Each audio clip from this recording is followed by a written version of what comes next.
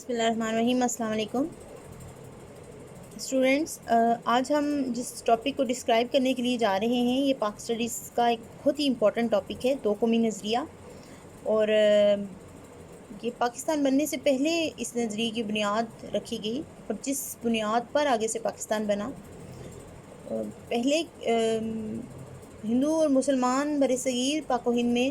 اکٹھے رہا کرتے تھے، بہت سالوں تک یہ اکٹھے رہے۔ بہت سی مسلم اور غیر مسلم حکومتیں جو ہیں وہ برصغیر میں آئیں، اور 1857 کی جنگ آزادی سے پہلے تک مسلمان اور ہندو جو تھے وہ مل جل کر بھی رہتے رہے۔ بہت سے ان کے اختلافات بھی ہوتے تھے۔ یہ مغلیہ حکومتوں کا ایک بہت بڑا ٹائم پیریڈ گزرا، مغل دور بہت بڑا گزرا، جس میں بہت سے مغل بادشاہ جو ہیں وہ گزرے، وہ مسلمان تھے۔ انہوں نے برصغیر پر حکومت کی۔ انہی ٹائم پیریڈز میں مختلف ریاستیں ہوتی تھی برصغیر میں۔ کچھ ریاستوں پہ غیر مسلم جو تھے، جس میں ہندو راجہ وغیرہ حکومت کرتے تھے، کچھ ریاستوں پہ مسلمان حکومت کرتے تھے،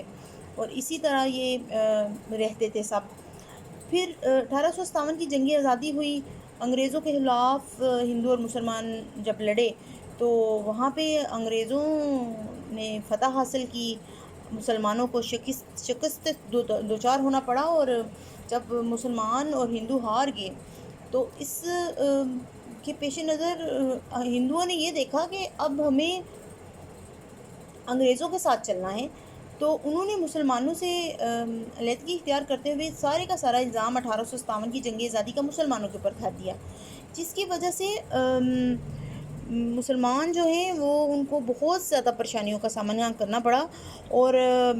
مسلمانوں کو پر بہت تشدد کیا گیا، ان کی املاک کو، ان کی جانوں کو، عزتوں کو پامال کیا گیا۔ مسلمانوں کو اپنا وطن چھوڑنے پڑے، یہاں سے ہجرت کر کے جانی پڑی، بہت سے مسائل کا سامنا کرنا پڑا، اور اس میں دو قومی نظریہ سامنے ابھر کر آیا۔ ٹھیک ہے، برصغیر میں ہر شخص جو اسلام قبول کرتا تھا وہ اپنے آپ کو معاشرتی اور سیاسی سطح پر مسلم معاشرے اور ریاست سے وابستہ کر لیتا تھا۔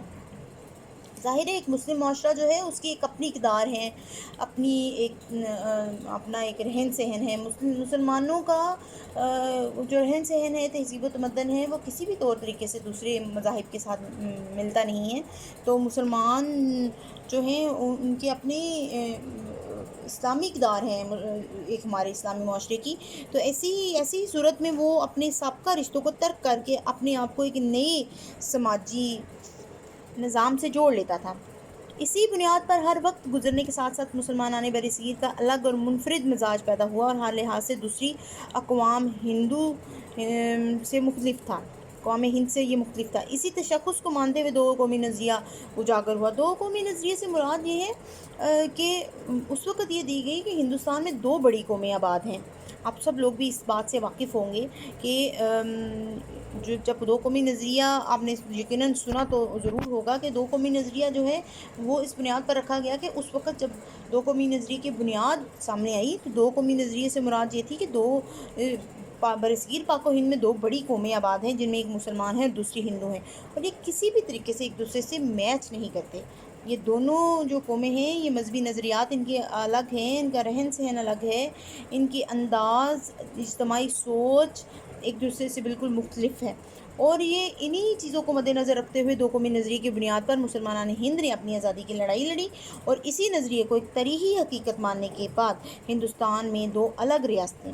جو پاکستان اور بھارت کے نام سے وجود میں آئی، اور یہی تصور نظریہ پاکستان کی اساس بنا۔ نظریہ پاکستان کو ہم مختلف شخصیات کے حوالے سے اب ڈسکس کریں گے، جیسے کہ سب سے پہلے جو نظریہ دو قومی نظریے کی بنیاد ڈالی گئی اور جس شخصیت نے سب سے پہلے دو قومی نظریے پر بات کی برصغیر پاک و ہند میں، دیٹ واز سر سید احمد خان۔ آپ اس نام سے یقینی طور پر بہت زیادہ واقف ہوں گے۔ سر سید احمد خان وہ شخصیت تھی، پہلی شخصیت جس نے 1857 کی جنگ آزادی کے بعد مسلمانوں میں یہ شعور پیدا کیا کہ انگریزی تعلیم حاصل کرنے سے کبھی بھی آپ اپنے دین اور مذہب سے الگ نہیں ہو سکتے، کیونکہ مسلمانوں کا اس وقت یہ ماننا تھا کہ اگر ہم انگریزی تعلیم یا سیکھیں گے، ہم حاصل کریں گے تو ہم اپنے دین سے الگ ہو جائیں گے۔ لیکن سر سید احمد خان نے مسلمانوں میں اپنی دینی تعلیم کے علاوہ دنیاوی تعلیم کی طرف بھی توجہ دینے کے شعور کو بیدار کیا، اور آپ نے جو 2 قومی نظریے کے سلسلے میں گفتگو کی، اس میں آپ نے 1857 میں بنارس میں جو اردو ہندی تنازع کی بنیاد بن رہا تھا اس پر 2 قومی نظریے کی اصطلاح استعمال کی، اور سر سید نے مسلمانوں کو علیحدہ قوم کہا اور حکومت کو باراور کرایا کہ ہندوستان میں کم از کم 2 قومیں ضرور آباد ہیں۔ ایسے تو اس سے زیادہ مائنورٹیز ہیں، لیکن آپ نے کہا کہ 2 بڑی قومیں ہندوستان میں آباد ہیں، ایک مسلمان ہیں اور ایک ہندو ہیں، اور مسلمان ہر لحاظ سے ایک الگ قوم ہیں، کیونکہ مسلمانوں کی تہذیب، ان کا ثقافت، ان کی زبان، رسم و رواج، زندگی کا فلسفہ سب کچھ ہندوؤں سے الگ ہے۔ اس کے بعد ہم جس شخصیت کا تذکرہ کریں گے وہ ہے علامہ اقبال۔ علامہ اقبال اور 2 قومی نظریہ۔ علامہ اقبال نے پاکستان کی جدوجہد میں بہت اہم کردار ادا کیا، اور انہوں نے اپنا خطبہ الہ آباد 1930 میں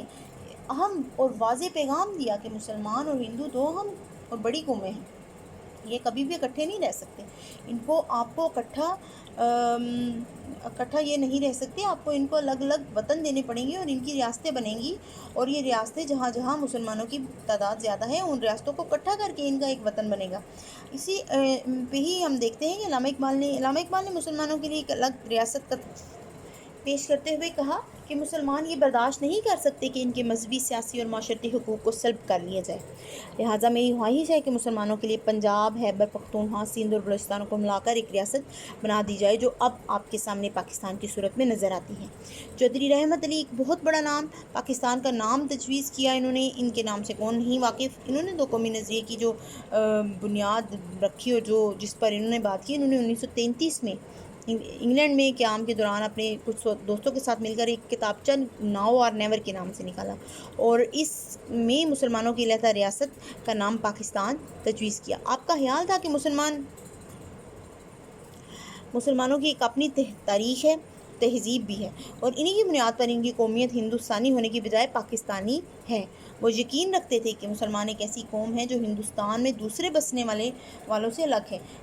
یقینی طور پر مسلمان جو ہیں وہ اپنا رہن سہن، تہذیب و تمدن کے حساب سے دوسری تمام اقوام سے اپنا ایک منفرد مقام رکھتے ہیں۔ مسلمانوں کے اقوال، مسلمانوں کے عقائد، مسلمانوں کی تہذیب و تمدن، رہن سہن، خوراک، کھانا پینا کسی بھی طرح ہندوؤں کے ساتھ میچ نہیں کرتا تھا، اور اسی بنیاد پر مختلف شخصیات نے مختلف ادوار میں 2 قومی نظریے کی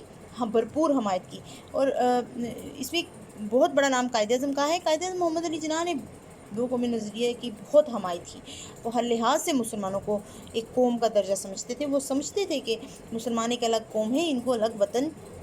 کا الگ وطن ہونا چاہیے جہاں یہ آزادی سے رہ سکے، اور اسی سلسلے میں انہوں نے قومیت کی تعریف کی، اور انہوں نے کہا کہ قومیت کی جو بھی تعریف کی جائے، مسلمان اس تعریف کی روح سے الگ قوم ہیں، اور وہ اس بات کا حق رکھتے ہیں کہ اپنی الگ مملکت قائم کریں۔